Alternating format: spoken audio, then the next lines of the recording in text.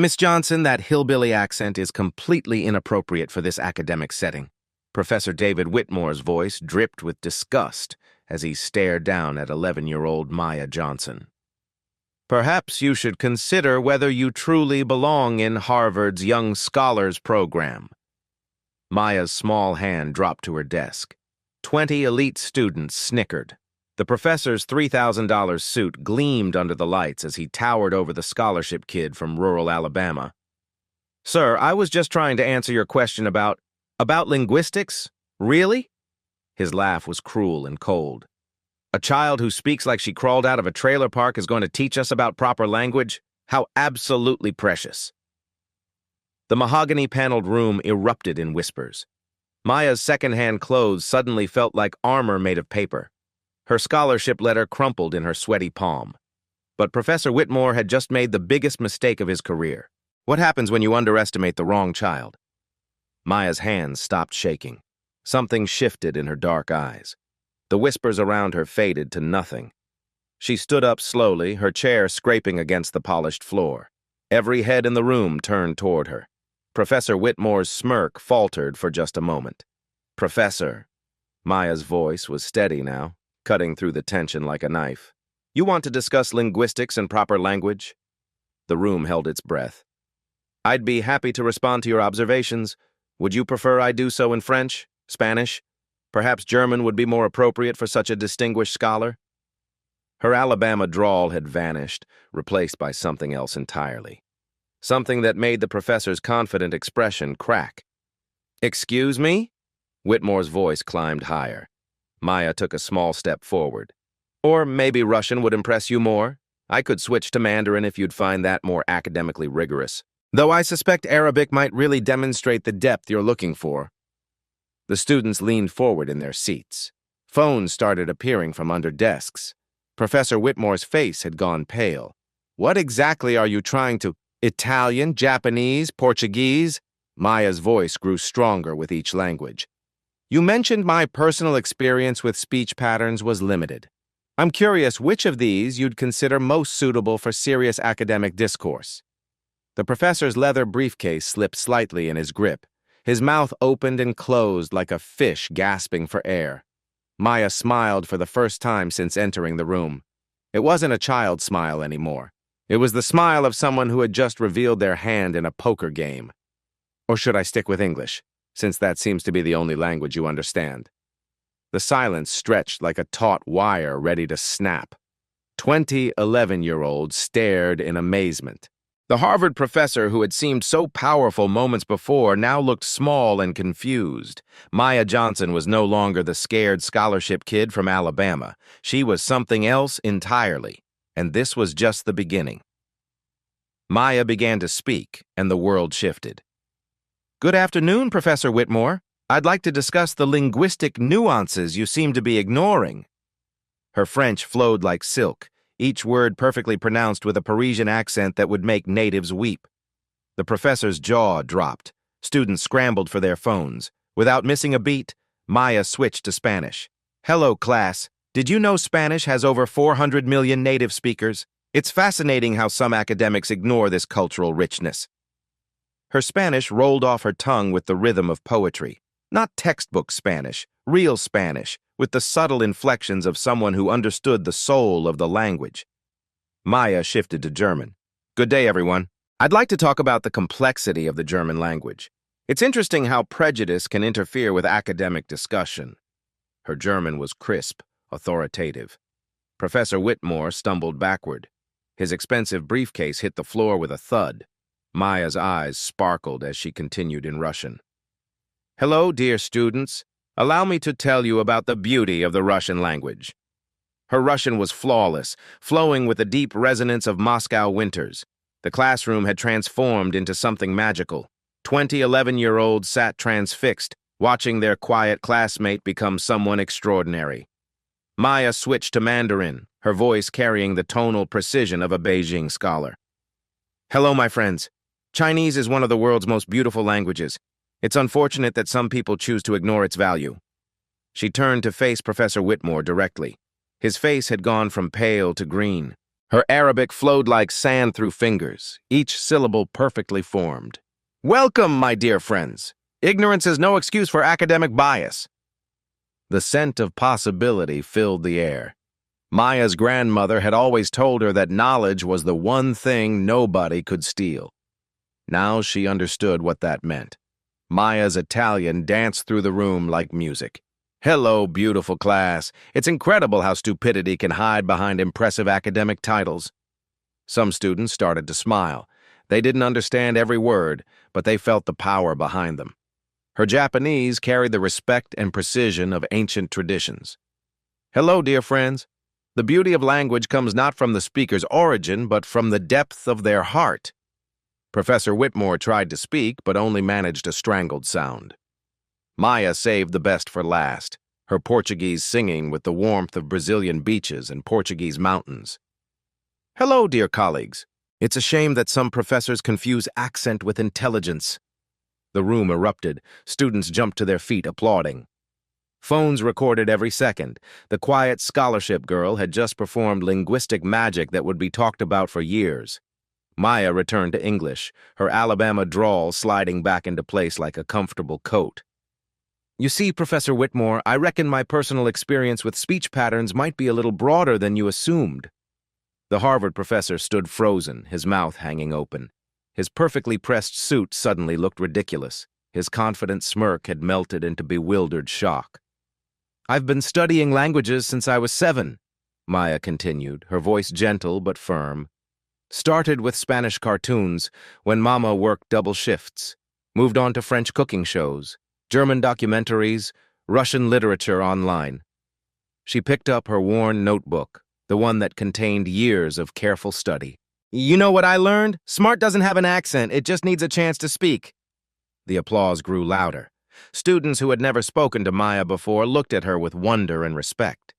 Professor Whitmore finally found his voice.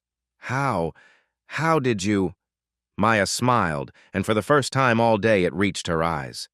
"Professor, you just taught this entire class something very important. You showed them what happens when you judge a book by its cover." The afternoon sun seemed brighter now, streaming through those tall windows like a spotlight on greatness. But Maya wasn't finished. She had spent 4 years preparing for this moment. 4 years of late nights and early mornings while her parents worked double shifts. 4 years of believing that someday someone would see her for who she really was. Today was that day. Maya Johnson had just changed everything. And the best part? This was only the beginning of her story. 4 years earlier, 7-year-old Maya sat on the cracked linoleum floor of their tiny Alabama apartment. The smell of her mother's morning coffee mixed with the sound of medical equipment beeping through the thin walls next door. Her mama, still in scrubs from her night shift at the hospital, collapsed into their second-hand couch. Dark circles ringed her eyes. Her hands shook from exhaustion. "Baby, Mama's got to sleep a few hours before Daddy gets home from his cleaning job," she whispered. "You are good now." Maya nodded, clutching the old tablet her mama had found at a yard sale. The screen was cracked, but it worked. And on that broken tablet, Maya discovered something magical. Spanish cartoons played on a free app. The colorful characters spoke in musical voices that made Maya giggle. She didn't understand the words, but something deep inside her wanted to. By age 8, Maya had moved on to French cooking shows during her mama's hospital visits. She would sit in the waiting room, earbuds in, watching chefs create beautiful dishes while speaking in flowing, elegant sentences. The public library became her sanctuary. Miss Henderson, the kind librarian, let Maya check out adult language books even though she was just a child. "Knowledge has no age limit, sweetheart," she would say. Maya learned German from documentaries about castles, Russian from online poetry readings, Mandarin from children's shows that taught counting and colors. But it was during one hospital visit that everything changed. Maya watched her mama struggle to help a scared elderly patient who spoke only Korean. The woman was crying, alone, unable to explain her pain. Maya's mama looked helpless, frustrated. The translator wouldn't arrive for hours. That night, Maya made a promise to herself. She would learn every language she could. No one should ever feel alone because words built walls instead of bridges. Her grandmother's voice echoed in her memory during those late study sessions. "Baby girl, Learning is the one thing nobody can take from you. Not poverty, not prejudice, not nothing. Maya studied while her parents worked double shifts. She learned while other kids played video games. She practiced pronunciation in the mirror while her friends watched cartoons. Knowledge became her superpower, and today she finally found her chance to use it. 2 weeks later, Riverside Academy's gymnasium buzzed with excitement. Colorful flags hung from the rafters. The smell of international foods filled the air. Parents and families gathered for the annual International Family Night. Maya walked through the crowd, still adjusting to her new reality. Since her classroom demonstration, everything has changed. Students who once ignored her now waved in the hallways. Teachers smiled when they saw her coming. But tonight felt different. Tonight felt like a test. Miss Rodriguez found Maya near the Korean booth, where a family had set up traditional decorations. "Maya, honey, we have a small problem." An elderly Korean woman sat alone at a table, looking lost and sad. Her family bustled around, preparing food displays, but she remained isolated. Her eyes held the familiar look of someone trapped behind a language barrier. "Mrs. Park speaks only Korean," Miss Rodriguez explained. "Our translator canceled at the last minute. The family is so disappointed. Grandmother wanted to share her kimchi recipe stories, but—" Maya's heart squeezed. She saw her own mother in that lonely figure. "I've been studying Korean for about 6 months," she said quietly. "I'm not perfect, but maybe I could try." Miss Rodriguez's eyes lit up. "Would you?" Maya approached the elderly woman slowly, her palms sweating. 6 months of online lessons suddenly felt like nothing. What if she embarrassed herself? What if she couldn't help? She bowed respectfully, the way she'd learned from Korean culture videos. "Hello, grandmother," she said in careful Korean. "My name is Maya." Mrs. Park's face transformed. Her eyes widened, then crinkled with joy. She reached out and patted Maya's hand, speaking rapidly in Korean. Maya caught fragments. Something about loneliness, something about kindness, something about missing home. "You miss Korea?" Maya asked in Korean, her pronunciation careful but sincere. Mrs. Park nodded vigorously. Then she began to speak, slowly this time, about her childhood, about the garden where she learned to make kimchi, about the recipes passed down through generations. Maya translated bits and pieces for the growing crowd, not perfectly but with heart. The cultural bridge she was building wasn't made of flawless grammar. It was made of respect, patience, and genuine care. Other families began to gather. They watched this 11-year-old girl create a connection where none had existed before. Mrs. Park stood up and disappeared behind the booth. She returned with a small jar of kimchi and a folded piece of paper covered in Korean writing. She pressed both into Maya's hands, speaking in Korean with tears in her eyes. "She says," Maya translated, her own voice thick with emotion, "that kindness speaks every language, and she wants me to have her grandmother's kimchi recipe." The crowd applauded. Parents wiped their eyes. Children stared in wonder at this small girl who had just performed magic. But Maya barely heard the applause. She was focused on Mrs. Park's weathered hands holding hers, on the gratitude shining in the elderly woman's eyes, on the proof that her 4 years of secret studying had just created something beautiful. From across the gymnasium, she spotted a familiar figure. Professor Whitmore stood near the entrance, his grandson's hand in his. He was watching everything unfold with an expression Maya couldn't quite read. Their eyes met across the crowded room. For the first time, he didn't look away in dismissal. He looked thoughtful. Maya tucked the precious kimchi recipe into her pocket and smiled. One bridge was built, she thought. Many more to go. The Monday morning after International Family Night, everything felt different at Riverside Academy, but not in the way Maya had hoped. She walked through the hallways carrying Mrs. Park's kimchi recipe in her backpack like a talisman. Students still stared, but now their whispers carried a sharper edge. "My mom says it's not normal for a kid to know that many languages," she heard one girl mutter to her friend. Maya's steps slowed. Not normal? The first blow came during lunch. Maya approached her usual table where Jessica and Hannah always sat, but today the seats were suddenly saved. "Sorry, Maya," Jessica said without meeting her eyes. "These spots are taken." Maya clutched her lunch tray tighter. But we always sit together. My parents think... Hannah started, then stopped. Maybe you should sit somewhere else today. Maya found herself alone at a corner table, Mrs. Park's kindness feeling very far away.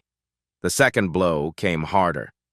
During afternoon assembly, Principal Davidson stood at the podium looking uncomfortable. The school board has asked me to address some concerns raised by parents, he announced. There have been questions about our academic standards and whether all students in advanced programs have been properly evaluated. Maya's stomach dropped. She knew exactly what properly evaluated meant. The whispers grew louder. Are we sure she's not just memorizing phrases? How do we know it's real? Maybe she's been coached. By Thursday, the isolation felt complete. Teachers smiled nervously when they saw her. Parents pulled their children closer in the pickup line. Even some faculty members began treating her differently. Maya started eating lunch in the library, started walking home alone instead of with friends, started wondering if maybe they were right. Maybe she was just a fraud. The breaking point came Friday afternoon. Maya overheard a conversation outside the principal's office. I'm not comfortable with my child being in the same advanced program as, well, you understand. The voice belonged to Mrs. Wellington, president of the parent committee. The child seems bright enough, Principal Davidson replied carefully. Bright or coached, there's a difference. I think we need formal testing, real evaluation, before she makes our entire program look questionable. Maya pressed her back against the wall, her heart hammering. They wanted to test her, to prove she was fake. Professor Whitmore's voice joined the conversation. I agree. We need to maintain academic integrity. The words hit Maya like physical blows. Academic integrity, as if her 4 years of passionate learning were somehow dishonest. That night, Maya sat on her bedroom floor, surrounded by her language books. Her cracked tablet played a Korean lullaby Mrs. Park had taught her. But instead of comfort, she felt only doubt. Maybe they were right. Maybe a girl like her didn't belong in their world of privilege and perfection. Maybe her grandmother was wrong about learning something nobody could take away, because it felt like they were taking it away right now. Maya reached for her phone to call her grandmother, then stopped. What would she say? That the smart kid's parents thought she was a liar? That being extraordinary while poor and black made people suspicious? Instead, she pulled out Mrs. Park's kimchi recipe. The Korean characters looked beautiful but foreign. Had she really understood their conversation? Or had she just been pretending? For the first time in 4 years, Maya Johnson doubted herself. And that doubt felt like drowning. The scared little girl from Alabama was back, and this time she wasn't sure she was strong enough to fight. Saturday morning arrived gray and cold. Maya sat in the back seat of Miss Rodriguez's car, staring out the window at the university campus looming ahead. The regional young linguists' competition banners fluttered in the autumn wind. You don't have to do this, Miss Rodriguez said gently, catching Maya's eyes in the rearview mirror. We can turn around right now. Maya shook her head. No, I need to know. She needed to know if she was real, if her 4 years of learning meant anything, if Mrs. Park's tears and gratitude had been based on truth or illusion. The university auditorium buzzed with nervous energy. 43 contestants from across the region checked in with their coaches. Maya counted at least 12 kids from elite private schools, designer clothes, professional tutors hovering nearby, parents with expensive cameras. Maya wore her best thrift store dress and carried her worn backpack. Contestant 44, Maya Johnson, Riverside Academy, the registration volunteer called out. Heads turned. Whispers started immediately. She's so young. Which private school is that? Where's her coach? Maya walked to the contestant table alone. At 11, she was clearly the youngest participant. Most competitors looked 15 or 16. The first round began with rapid-fire translation challenges, English to Spanish medical terminology. Maya's hand shot up first. The cardiovascular system includes arteries, veins, and capillaries, she answered in perfect Spanish, her pronunciation crisp and confident. The judges nodded approvingly. Other contestants glanced her way with new attention. Round 2 escalated. Mandarin to French cultural concepts. A 17-year-old from Boston Academy stumbled through an answer about traditional festivals. Maya raised her hand. Her Mandarin flowed like water as she explained the cultural significance, then transitioned seamlessly into French with the emotional nuance intact. The auditorium grew quieter. Phones appeared as parents began recording this small girl who spoke like a seasoned diplomat. Round 3 brought Arabic to German technical terms. The competition favorite, a 16-year-old from Phillips Exeter, attempted the translation but missed critical grammatical structures. Maya's Arabic carried the rhythm of poetry. Her German was precise, authoritative. She explained not just the words but the cultural context behind technical innovations. Judge Dr. Carter leaned forward. Contestant 44, how long have you been studying Arabic? 2 years, ma'am. Self-taught from online resources and library materials. Murmurs rippled through the audience. Self-taught? The surprise round changed everything. Contestants had to teach a phrase to the judges in any language of their choice. Maya stood at the microphone, suddenly thinking of Mrs. Park's gentle hands and kind eyes. I'd like to teach you a Korean phrase, she said. It means, kindness speaks every language. She demonstrated the pronunciation slowly, explaining the cultural weight behind each syllable, how respect was built into the grammar itself, how age and relationship shaped the words you chose. As the judges repeated the phrase, their faces softened. This wasn't just language learning, this was cultural bridge building. When Maya finished, the auditorium erupted in spontaneous applause, not polite competition clapping, real, sustained applause. Judge Dr. Martinez stood up. In 15 years of judging this competition, I've never seen such an intuitive understanding of cross-cultural communication. Maya's eyes found Miss Rodriguez in the audience. Her teacher was crying, hands pressed to her heart. But more importantly, Maya felt something click back into place inside herself. The doubt that had been eating at her for weeks began to dissolve. She was real, her learning was real, her gift was real, and they couldn't take that away from her. Miss Rodriguez's classroom felt different on Monday afternoon, softer somehow, warmed by the golden light filtering through autumn leaves outside. Maya sat in the reading corner, still clutching her regional competition certificate. "Third place overall," Miss Rodriguez said, settling into the chair beside her. "Youngest competitor in the history of the event. The judges were blown away." Maya managed a small smile. It felt good to prove I wasn't making it all up. "Oh, honey," Miss Rodriguez's voice carried the weight of her own memories. "I know exactly how you feel." She pulled out an old photograph from her desk drawer. A young Latina girl stood in front of a classroom, looking scared and out of place. "That's me, first day of graduate school, 24 years old, first in my family to go to college. My professor told me my accent made me sound unprofessional, said I might want to consider a different career path." Maya looked up, surprised. Miss Rodriguez had never shared this before. "I went home and cried for 3 hours. Then I got angry. Then I got determined." Miss Rodriguez smiled. "Sounds familiar?" Maya nodded, feeling less alone than she had in weeks. "Which is why I'm nominating you for the National Young Linguist Fellowship." Miss Rodriguez pulled out an official form on university letterhead. "Full scholarship to the summer intensive program at Georgetown. You'd be the youngest participant ever accepted." Maya's breath caught. "But what about the parents? The school board? They still think they think you're extraordinary, which terrifies them." Miss Rodriguez began filling out the form with her personal fountain pen. "But Principal Davidson called me this morning. The school board voted unanimously to support your application." "They did?" "Apparently Dr. Carter from the competition committee called them personally. Said your performance was unprecedented in her 30-year career. That got their attention." Maya watched her teacher's elegant handwriting flow across the recommendation letter. Each word felt like armor against the doubt that had been crushing her. "There's something else," Miss Rodriguez continued. "Professor Whitmore requested a meeting with me." Maya's stomach tightened. To complain about the competition? To apologize, and to ask if he could write a supplemental recommendation letter.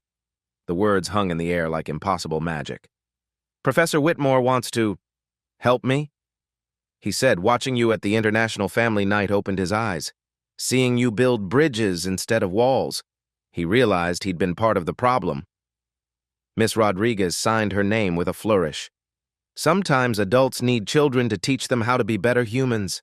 Maya thought about Mrs. Park's weathered hands, about the Korean lullaby she now hummed while studying, about the way language had become her superpower instead of her burden. "Will you accept his recommendation?" Miss Rodriguez asked gently. Maya considered this. The professor who had tried to silence her voice now wanted to amplify it. The man who had dismissed her was ready to champion her. "Yes," she said quietly. "Everyone deserves a chance to grow." Miss Rodriguez sealed the envelope with Maya's future inside. "That's why you're going to change the world, Maya Johnson. Not just because you speak 9 languages, but because you speak the most important one of all." "Which one?" "Forgiveness." Monday morning brought a new face to Riverside Academy. Maya spotted her immediately in the hallway outside the main office. A girl about her age, clutching a schedule with white knuckles, eyes wide with the terror of being lost. The girl's hijab was perfectly arranged, but her hands shook as she tried to read the room numbers. Maya recognized that look. She'd worn it herself not so long ago. Maya approached slowly, the way she'd learned to approach Mrs. Park.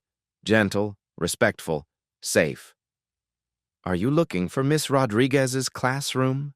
Maya asked softly. The girl turned, relief flooding her face when she saw Maya's kind smile. But when she opened her mouth to respond, only Arabic came out, fast, panicked Arabic that spoke of confusion and fear. Maya's heart squeezed with recognition. Without hesitation, she responded in Arabic, her voice calm and reassuring. "Don't worry, I can help you. My name is Maya." The girl's eyes widened in amazement. "You speak Arabic? But you're different than you expected?" Maya finished with a gentle laugh. "I get that a lot. What's your name?" "Amara. My family just moved here from Syria. I'm so scared.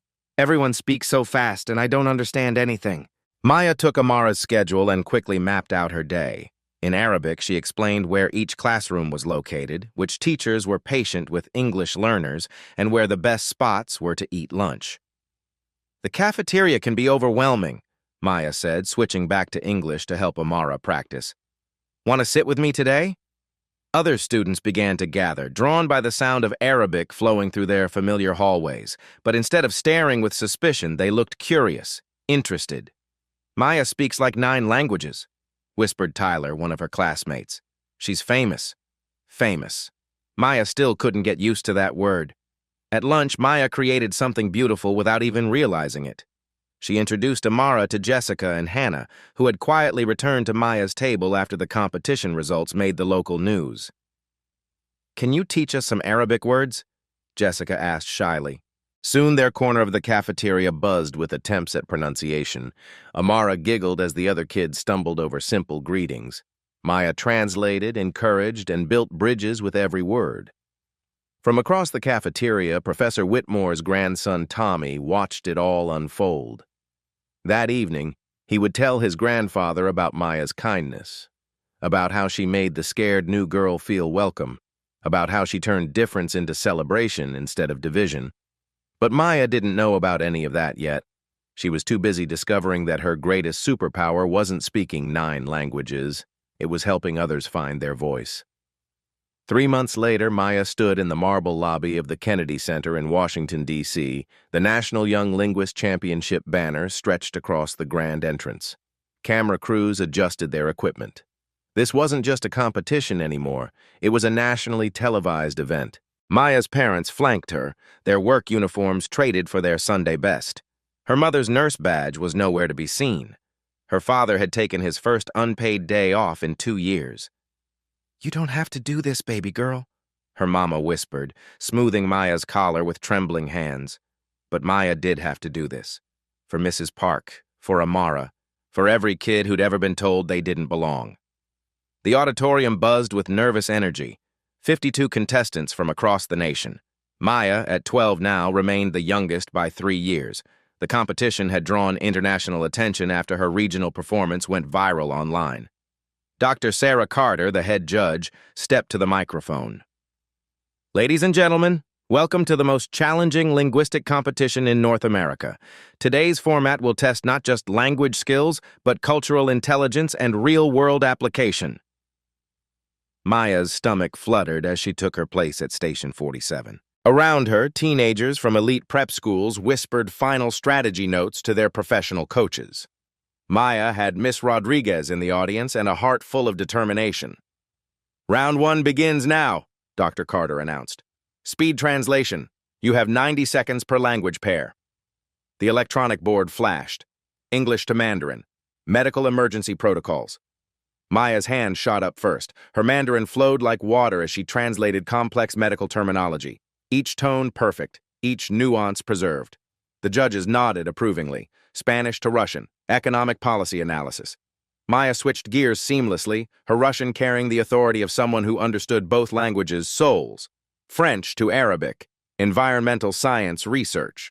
Her Arabic danced through technical terms while maintaining the poetic rhythm that made the language beautiful. After 6 rapid-fire rounds, only 12 contestants remained, Maya among them. "Round 2, Dr. Carter continued. Cultural interpretation. Explain concepts that have no direct translation.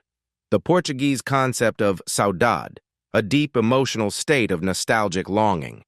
Maya closed her eyes, thinking of her grandmother's voice on scratchy phone calls. Saudade isn't just missing someone, she explained in English. It's the bittersweet ache of loving something so much that its absence becomes part of who you are. It's what my grandmother feels for the South Carolina farm where she was born, even though she's never going back." The judges leaned forward. This wasn't textbook knowledge. This was a lived understanding. Japanese ikigai, life's purpose. Korean han, collective sorrow. German fernweh, wanderlust for places you've never been. Maya explained each with the wisdom of someone who'd spent years not just learning languages, but living inside them. 5 contestants remained. "Final round," Dr. Carter announced. "Crisis simulation. You are United Nations youth interpreters." A heated debate has erupted between young climate activists from different countries. Communication has broken down. You have 30 minutes to restore dialogue and reach consensus. Maya's pulse quickened. This was it. Everything she'd prepared for.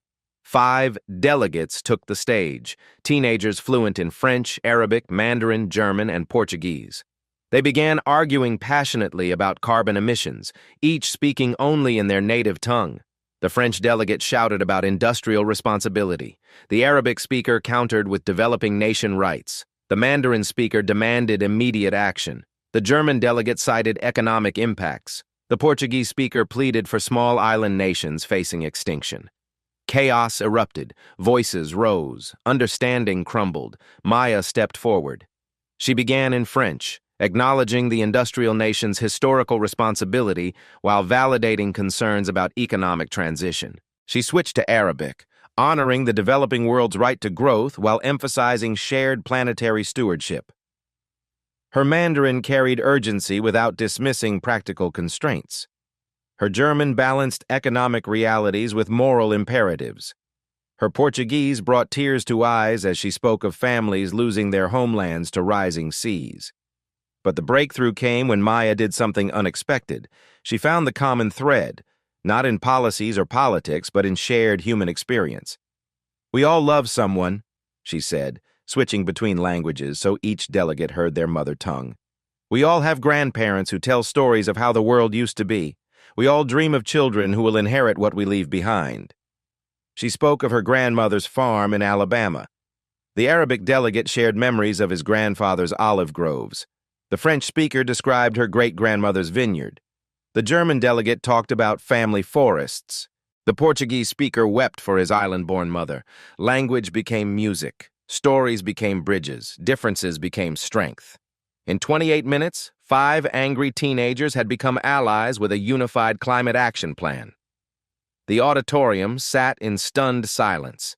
Then someone started clapping. Then everyone was standing, applauding, wiping tears. Maya looked into the audience and found her parents crying with pride. Miss Rodriguez held her hand over her heart. In the back row, Professor Whitmore stood with tears streaming down his face. Dr. Carter approached the microphone, her voice thick with emotion.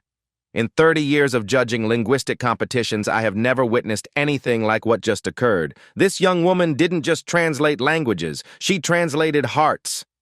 The other four contestants surrounded Maya, speaking in rapid bursts of gratitude and amazement. The judges huddled in intense discussion. Maya's legs felt weak, her voice was hoarse.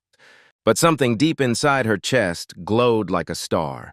She had done more than win a competition. She had proven that a girl from rural Alabama could stand on the world stage and build bridges where others saw only walls. When Dr. Carter returned to announce the results, Maya already knew she had won something more valuable than any trophy. She had found her calling. "Ladies and gentlemen," Dr. Carter's voice rang through the Kennedy Center, "this year's National Young Linguist Champion with a unanimous decision from the judges, Maya Johnson of Riverside Academy." The auditorium erupted. Maya's parents rushed the stage. Miss Rodriguez sobbed in the audience. Camera flashes exploded like stars. But all Maya could think about was Mrs. Park's weathered hands and the Korean lullaby that had taught her kindness speaks every language. She had come so far from that scared 11-year-old in Professor Whitmore's classroom. And this was still just the beginning. The crystal trophy felt surprisingly heavy in Maya's 12-year-old hands. Etched into its surface were the words, "Future Bridge Builder," in 9 different languages. The same 9 languages that had carried her from shame to triumph. "Maya Johnson," Dr. Carter announced to the packed Kennedy Center auditorium, "you are the youngest National Young Linguist Champion in the competition's 40-year history." Camera flashes exploded like fireworks. The national news crews that had come to document the event now had their headline story. Social media feeds flooded with videos of the small black girl from Alabama who had just redefined what excellence looked like. But Maya barely noticed the media frenzy. Her eyes searched the audience until she found them, her parents, holding each other and crying harder than she'd ever seen them cry. Her mama still wore the small cross necklace she'd put on for luck that morning. Her daddy's calloused hands shook as he applauded. "Miss Johnson," a reporter called out, microphone extended, "how does it feel to make history?" Maya thought about the question carefully. How did it feel? It felt like justice. Like vindication, like every late night studying while her parents worked double shifts had been worth it. "It feels like coming home," she said simply. "I've spent so long trying to prove I belong somewhere. Today I realized I belong everywhere. Languages can build bridges." The crowd erupted in fresh applause. Behind the cameras, Maya spotted a familiar figure making his way toward the stage. Professor Whitmore looked older somehow, humbler. His expensive suit remained perfectly pressed, but something fundamental had changed in his bearing. He no longer carried himself like a man who owned every room he entered. He waited patiently as reporters finished their interviews, as photographers captured their shots, as the trophy presentation concluded. When the stage finally cleared, he approached Maya with careful steps. "Miss Johnson," he said, his voice softer than she'd ever heard it. "Might I have a moment?" Maya nodded, curious but unafraid. She was no longer the scared scholarship kid he could intimidate. "I owe you an apology," Professor Whitmore began. "Not just for my words in that classroom months ago, but for everything my words represented, for a lifetime of assumptions about who deserves to be heard." He paused, struggling with something that clearly didn't come easily to him. "My grandson Tommy talks about you constantly. About how you help the new Syrian girl, how you make everyone feel included, how you turn differences into celebrations instead of divisions." His voice cracked slightly. "He asked me why I was so mean to the nicest kid in his grade." Maya felt something shift in her chest. Not triumph or satisfaction, but something gentler, sadder, understanding. "Children see the world more clearly than adults sometimes," Professor Whitmore continued. "They haven't learned to build walls yet. You reminded me of that. You reminded me of who I used to be before I let prejudice make me small." He reached into his briefcase and pulled out an official Harvard University letterhead.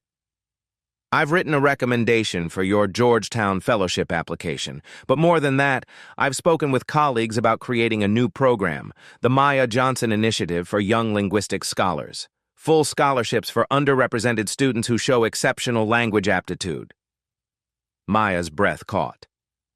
"You want to name a program after me? I want to make sure no other child faces what you faced. I want to turn my mistake into something that makes the world better." Before Maya could respond, Miss Rodriguez appeared beside them, followed by her parents and a growing crowd of supporters. "There's more news," Miss Rodriguez announced, her eyes shining with tears of pride. "The Today Show wants Maya for a live interview tomorrow morning. The Smithsonian has requested her to speak at their International Education Summit, and Georgetown University is offering her their youngest ever summer fellowship." Maya's mother gasped. "The Today Show? Our Maya?"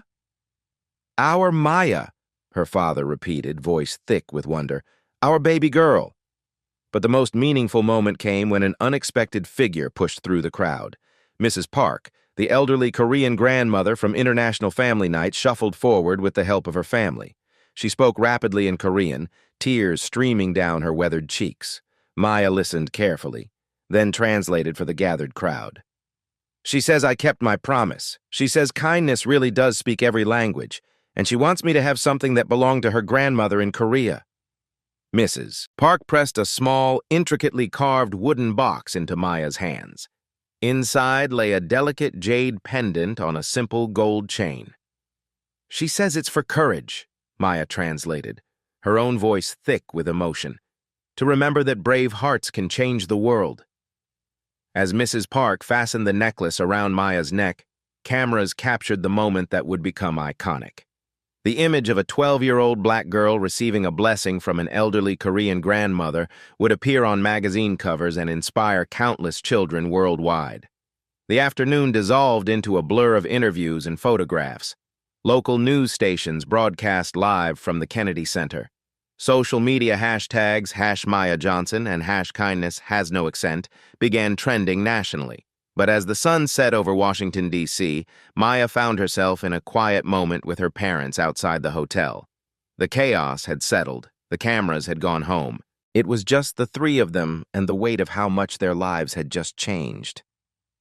"You know what this means, baby girl?" her daddy said, pulling her close. "What, Daddy?"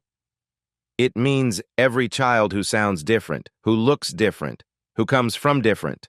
They're going to see you up there and know they can make it too." Maya fingered the jade pendant Mrs. Park had given her. Tomorrow she will wake up as America's youngest linguistic champion. Tomorrow she would sit on national television and represent every underestimated child in the country. But tonight, she was still just Maya Johnson from Alabama. Still the girl who learned languages from library books and YouTube videos. Still the daughter of a nurse and a janitor who worked double shifts to give her opportunities they'd never had. The difference was that now the world knew her name. Now her voice carried weight and power and possibility. Now she could build bridges on a scale she'd never imagined. As they walked back into the hotel, Maya caught her reflection in the glass doors. The scared 11-year-old who had been humiliated in Professor Whitmore's classroom was gone. In her place stood a young woman ready to change the world, one conversation at a time. 6 months later, Maya stood in the same classroom where it all began. But everything was different now. The afternoon sunlight still streamed through those tall windows at Riverside Academy. The mahogany desks still gleamed with polish, but the energy in the room had completely transformed. 23 new international students sat in a circle, each one nervous but hopeful. They came from Syria, Korea, Somalia, Mexico, Russia, and a dozen other countries. Their English was broken, their confidence fragile, but their dreams burned bright. "Welcome to our Linguistic Bridge program," Maya said, her voice carrying the authority of someone who had walked their path. At 12, she was officially the youngest peer mentor in the school's history. "I know how you feel right now," she continued, switching seamlessly between languages to make sure everyone understood. "Lost, different, like maybe you don't belong here." The students nodded, recognition flickering in their eyes. "A year ago, I sat in this exact room while a professor told me my voice wasn't good enough for academic discussion." Maya's smile held both pain and triumph. Today, that same professor is helping fund scholarship programs for kids just like us. Professor Whitmore entered the classroom carrying coffee and cookies for the students. His transformation remained the most remarkable part of Maya's story. He now volunteered 3 hours every week teaching advanced linguistics to immigrant students. "Miss Johnson is being modest," he said, setting down the refreshments. She's revolutionized how we think about language education nationwide. It was true. The Maya Johnson Initiative had already awarded full scholarships to 47 students across 15 states. Her Georgetown Fellowship had led to research partnerships with major universities.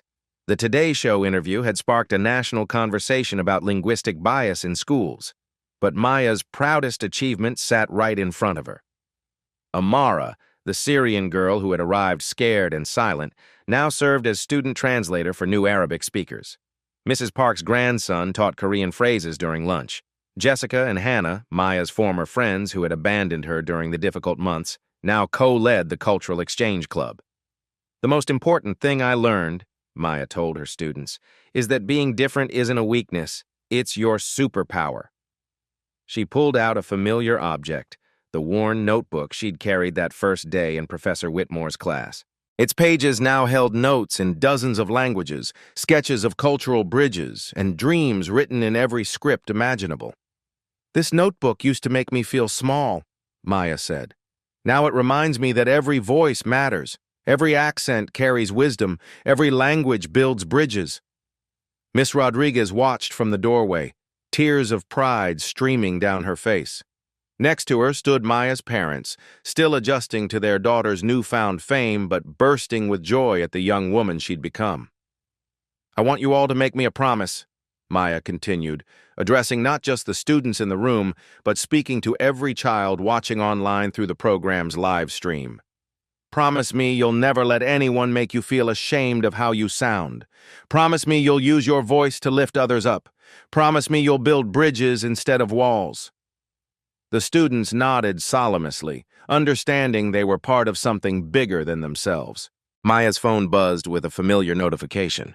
Another video had gone viral, this time showing a young Latina girl in Texas standing up to classroom bullies by speaking 5 languages fluently. The girl's bio read, "Inspired by Maya Johnson." Similar stories arrived daily. A Korean boy in California who started a multilingual poetry club. Twin sisters in Florida who created an app teaching refugee children English through their native languages. Dozens of young voices finding courage in Maya's example. "You know what I've learned?" Maya said, her voice carrying the wisdom of someone who had traveled from shame to triumph. "The world doesn't need us to sound the same. It needs us to sound like ourselves, but louder." She stood at the window where she'd once felt so small and different. Now she saw possibilities stretching beyond the horizon. Every accent is beautiful. Every language is valuable. Every child deserves to be heard. Maya turned back to her students, her jade pendant catching the afternoon light. Mrs. Park's reminder that brave hearts change the world. So speak up, speak out, speak proud, because your voice might be exactly what the world needs to hear. Outside, the school bell rang, but Maya's message would ring much longer, carried forward by every child brave enough to let their authentic voice be heard. Intelligence has no accent. It just takes courage to speak. At Black Voices Uncut, we don't polish away the pain or water down the message. We tell it like it is because the truth deserves nothing less. If today's story spoke to you, click like, join the conversation in the comments, and subscribe so you'll be here for the next Uncut Voice.